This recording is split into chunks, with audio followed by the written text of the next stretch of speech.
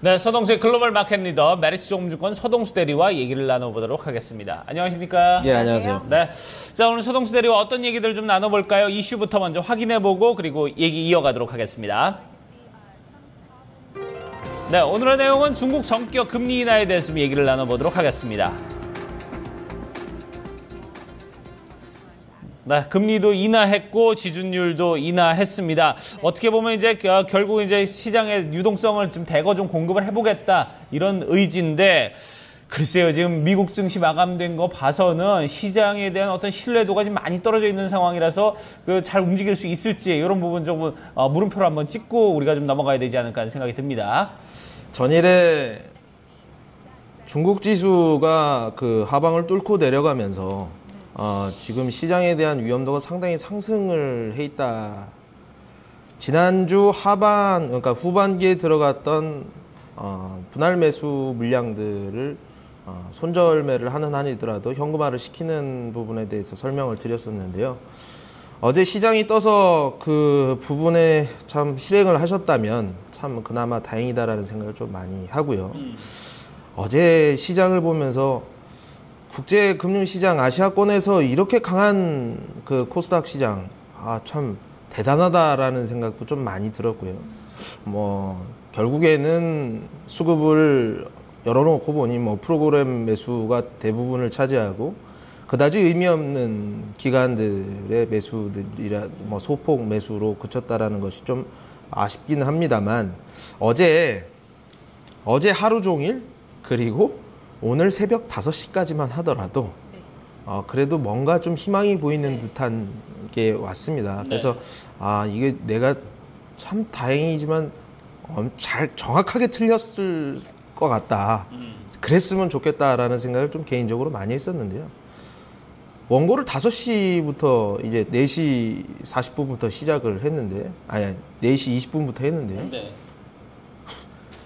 쓰는 도중에 이게 지수가 계속 꺾이는 거예요. 그러니까요. 네. 그래서 어쨌든 발송을 해서 다우 지수가 올라가고 있다 이런 식으로 써놓긴 했습니다만, 어쨌든 어제 사실 중국이 전격적으로 금리를 인하했다라는 부분에서 우리 시장에서 어떻게 좀 많이 희망을 봤었거든요. 지급준 비율을 이제 0.5%를 인하를 하고 기준금리를 0.25%를 인하를 시켰다. 국제금융시장에 유럽 시장도 상당히 좀 좋았기 때문에 그래도 오늘까지는 최소 기술적 반등이라고 하기는 하겠지만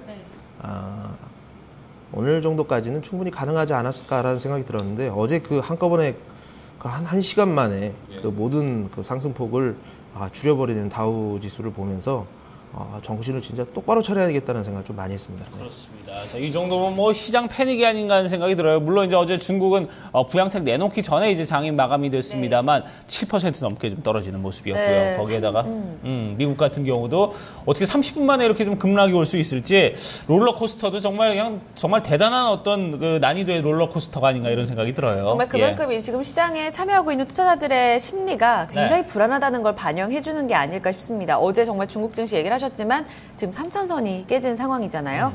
이 부분을 부양정책 이후에 어떻게 반영하느냐가 상당히 또 중요해질 것 같은데, 어제도 그리고 그제도 얘기를 해주셨지만 지금 미국 시장과 어떤 중국 시장이 서로 좀 놀라면서 투매 현상이 계속해서 이어지고 있는 상황이라고 하셨거든요. 그렇게 되면 저희가 또 상황을 더 악화될 수밖에 없다고 볼 것 같아요. 지금 외신 쪽에서 어떻게 보고 있을까요? 전 세계 주식 투자자들이 지금 심리 상태가 상당히 좀 불안하다라는 것은 확실한 것 같고요. 네. CNN머니 통하면 일단 시장 패닉을 좀 고려를 한 중국에서 유동성 공급하는 이런 완화 정책이 나왔다라고 얘기를 하고 있습니다. 참 예전에 중국 증시가 지난해 100%가 넘는 상승률을 보이고 올해도 한 30~40%의 수익률을 보이고 있을 때까지만 하더라도 주말에 이 환상적인 이 양적 부양책 같은 것들을 이렇게 내놓으면서 참 시기적절하게 시장 하방이 보일 때마다 이런 것들을 참 선제적으로 잘 방어를 하고 있구나 이런 생각이 좀 많이 들었었는데, 최근 들어서는 너 한 발 늦은 거 아닌가 이런 생각이 좀 많이 들어요. 그래서 이틀 양일간에서 거의 15% 가까운 하락이 있기 전에 이런 것들을 좀 더 적극적으로 펼쳤으면 어땠을까 하는 생각을 좀 했었는데요. 어쨌든 지금 다시금 공산당, 그러니까 중앙정부에서 매도 금지라든가 매수를 독려한다거나 신규 상장을 연기한다거나 여러 가지 뭐 이제 또 이제 필살기들이 나올 수 있는 구간들이 분명히 나오긴 했습니다만 이게 참 진짜 오늘 상해 증시가 얼마나 반등이라든가 어쨌든 이런 부양책에 반응을 해줄까라는 게 참 진짜 중요하게 지켜봐야 될 부분들이 아닌가라는 생각이 좀 듭니다. 네. 미국 시장도 잠깐 검토를 좀 해보도록 하죠. 네. 장 초반, 그러니까 오전장만 해도 정말 상당한 그 랠리가 이어지면서 말씀대로 정말 희망이 보였던 그런 흐름이었는데 어제 흐름, 그러니까 간밤의 흐름을 본다면요, 뭐 소매 판매나 기술주 중심으로 좀 상승폭이 컸습니다. 이런 부분들 중에서도 희망의 신호를 좀 찾을 수는 없을지. 예, 뭐 어제 우리 대표적인 모멘텀 주식들이 좀 많이 올라가는 모습들. 반대 똑같이 얘기하면 낙폭이 제일 컸던 순서대로 좀 많이 올라왔었거든요. 네. 미국도 이제 기술주들 중심으로 해서 반등이 분명히 한 4시 반까지만 하더라도 상당히 컸었는데 이런 것들이 이제 다 반납이 되기는 했죠. 제가 뭐 변동성 지수 그 차트도 기사에 있었다가 없어졌는데 변동성 지수가 이렇게 올라갔다가 상승을 하면서 한 3분의 1 정도 내려오는 상태 그 부분이었어요. 네. 여기서 딱 보기에 다시 우상향을 하면서 치고 올라갈 것 같지 않느냐라는 말씀을 드리려고 했었는데요. 분명히 그렇게 됐을 겁니다. 네.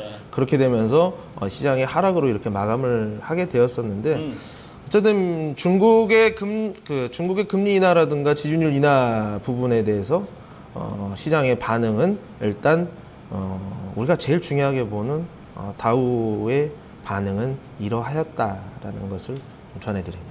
네.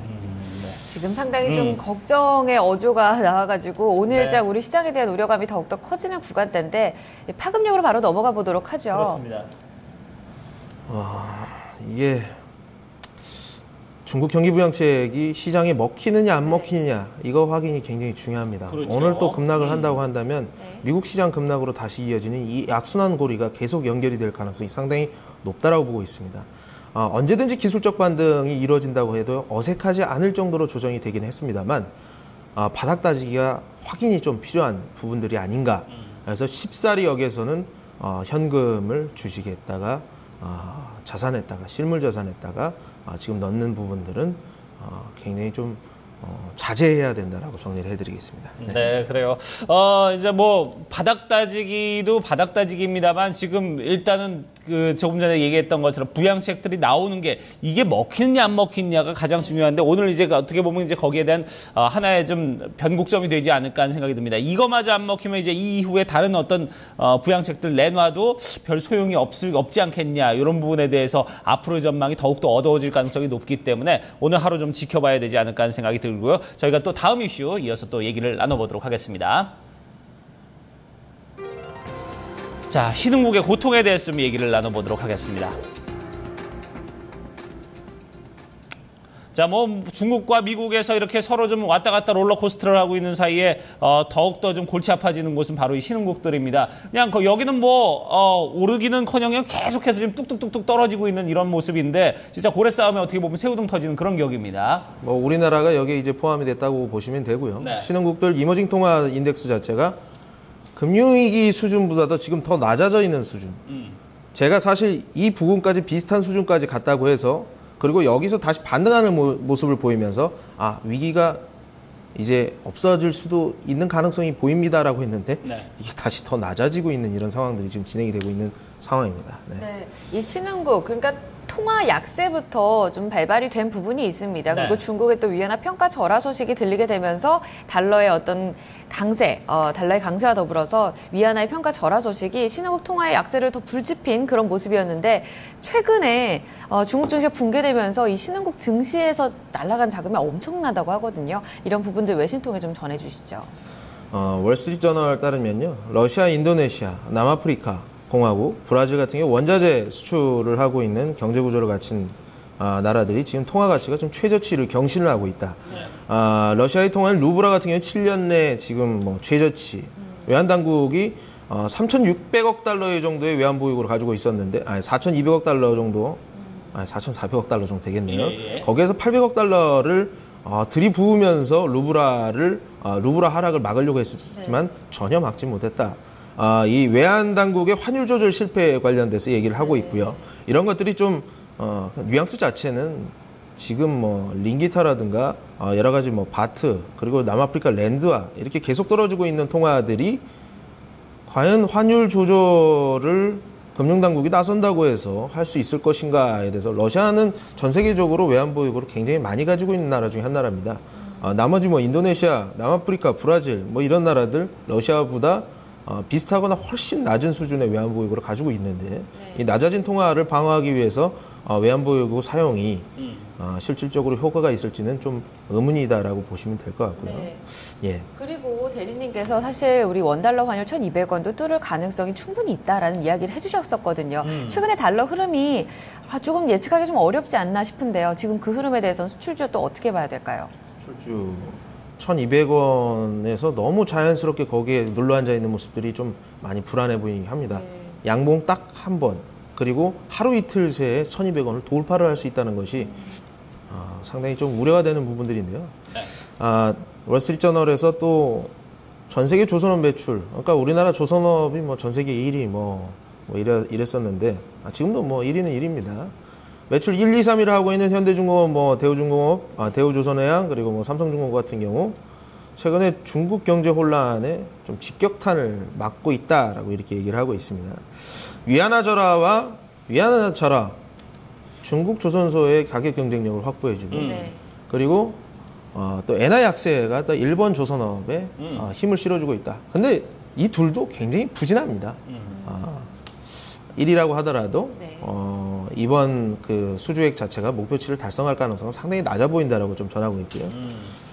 사상 최초로 3사가 전 세계 1, 2, 3등 하는 회사가 분기 영업적자를 낸 것도 최초일 뿐더러 그 적자 폭도 사상 최대 폭이다라고 이렇게 전하고 있습니다. 네, 자, 이 정도면은 지금 뭐 우리나라를 비롯해서 지금 전체적으로 좀 상당히 좀 뭐랄까요, 이 작은 나라들의 어떤 시장은 지금 더욱더 좀 혼란이 가중되고 있는 상황인데 이 정도면은 외환위기 수준까지 좀 가지 않을까 이런 생각이 들어요. 신흥국에서는 외환위기가 나온다고 해도 전혀 어색하지는 않다. 지난주에 말씀드린 신흥국 중에서 외환보유고 대비해서 외채가 130%를 넘어가는 나라들이 지금 속속들이 나타나고 있는 상황에서 이러한 위험성은 지금 상존해 있는 상황이다라고 보시면 될 것 같고요. 네. 한국 뭐 에너지 섹터, 뭐 정화조 그런 섹터는 중장기적으로 좀 어두울 수 있다라는 점도 좀 말씀을 드리고자 하고요. 마지막으로 한 가지 말씀드리겠습니다. 굉장히 힘듭니다. 아주 배드 뉴스밖에 없습니다. 네. 그렇지만 시장은 6개월, 1년이 지나면 그때 내가 팔지 말았어야 됐는데 이게 결국에는 돌아오는구나 하는 구간이 분명히 다시 돌아옵니다. 네. 그렇기 때문에 중장기적으로 지금 엄청난 기회라고 생각을 하십시오. 지금 새롭게 뭐 방송을 처음 보시는 주식을 한 번도 안 해보신 분이더라도 지금 굉장히 엄청난 기회가 될 수 있거든요. 발품을 팔고 공부를 하셔서 시장을 진입을 하신다고 한다면 저는 굉장한 좀 큰 수익이 나올 수 있다고 보고 있습니다. 그렇기 때문에 기존에 주식을 가지고 계시는 분들도 지금 잔고만 보면은 속이 답답하시겠지만 시간이 지나면 해결이 됩니다. 네. 기다리시면 되겠습니다. 자, 지금 이제 물론 이제 그 시점이 문제입니다. 언제까지 기다려야 될지 어디까지 떨어질지가 문제입니다만 한 6개월 정도, 1년 정도 이렇게 길게 놓고 본다면은 반드시 시장은 다시 좀 상승을 가지고 가는 이제 그런 그래프를 그릴 거기 때문에 그런 부분에서 보면 지금 이제 기회라고 생각을 하고 조금 더 이제 긍정적으로 생각을 하자 이런 부분에 대해서 조성수 대리가 얘기를 해줬으니까요. 여러분들 너무 좀 비관적으로만 생각하지 말고 앞으로의 좀 시장에 대해서 계속해서 좀 추이를 예상을 해보시길 바라겠습니다. 네, 저희가 꾸준히 또 팔로우업을 해드리고 있으니까요. 그 위기를 좀, 그리고 또 우려감, 공포스러운 그 심리를 같이 견뎌내고 있으니까 이런 부분들도 참고를 해주셨으면 좋겠습니다. 말씀 여기까지 듣도록 하죠. 메리츠 종금증권 서동수 대리였습니다. 감사합니다. 네, 감사합니다. 네.